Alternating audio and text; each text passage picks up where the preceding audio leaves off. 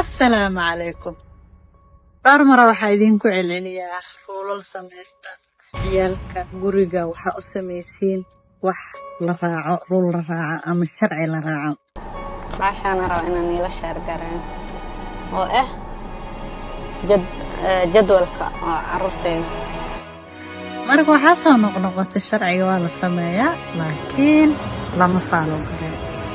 lama inuu sii socdo waa dhib soo ku sii socon karaa iyo maxaa keena inuu sharciga horta oo la raaci waayo maxaa keena marka insha Allah akhriyaa ka hadlayna xitaa washacan marka midda koowaad oo badana waalidka markay sameeyaan sharci ay u sameeyaan xaafadda oo u shaqeeyayso waxaa weeye ilmaha markii sharci la sameeyo way murmayaan murun qaalo qajajac baba tan waalidka sharciga u sameeyo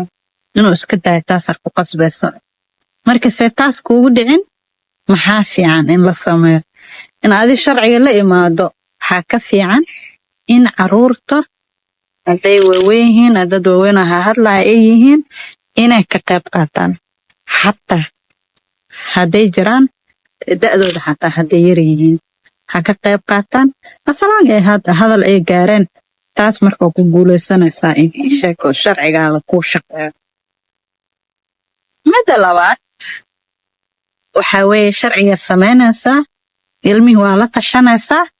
laakiin waxaa dhacaya marka maalmo ku dhaqad hooyo Soomaali aan Soomaali wala Soomaali waa iska dhaafeena anakii xageena waxay ka imaanaysaa iloosho taas marka carruurta waxay u keenaysaa in wax kala daba oo keena doono ama sharciyaal daba soo roogi doono in ishaq oo noo shaqeyn waa kii hore ayaa riski iloobi sama ilmaan way naga xasuus badin waana xasuusanaa marka sharciga kuugu shaqeeyo ha iloobin midda saddexaad waxaa weeye ishaq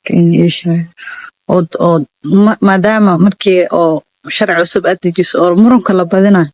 in marmar oo sharcigaada la jibina aad u jeedo oo iska dah tabar mu aha hadartaan murana iska dah taas maxaa keenaysaa iska daadaado waa laga faa'iideysana marka iska daadaas dhibaatay keenaysaa marka hadda xataa daalan tahay sharciga oo sameeyna lagu wada sharci shaqaynayna kadib midda kale waxaa weeye midda afraad waa saddex shay oo camal u kala qaada waxaa weeye horta in sharci tira badan aad samaysid soo yaray 3 4 2 tartiib u sameynaysa ma tartiib ugu darsatonta aka wax yar 5 xambo 4 xambo 3 xambo oo ruula sameynaysa oo ku dhaqmaysa kaas markuu ku horgalo bisha daba hala ku tare markuu horgalo bisha daba hala ku tare laakiin hal mar hadaa wax tira badan asameysid dhibaato idan sharcigaada inaa la jibiyo qasaban qornaysan ama adoo xanaaqsana sharci sameynaysa waxaad ka dhigaysaa wax dhib badan waa adkaanaysa carruurta wax adag ma ku shaqeynayso Soomaa wax haday adag yihiin adaa naftirkaada adaa daalayo carruurta ma shaqeynayso marka taasna way keentaa marka sharciga wax adag ka dhigin wax iska fudud oo macno lahayn ha ka dhigin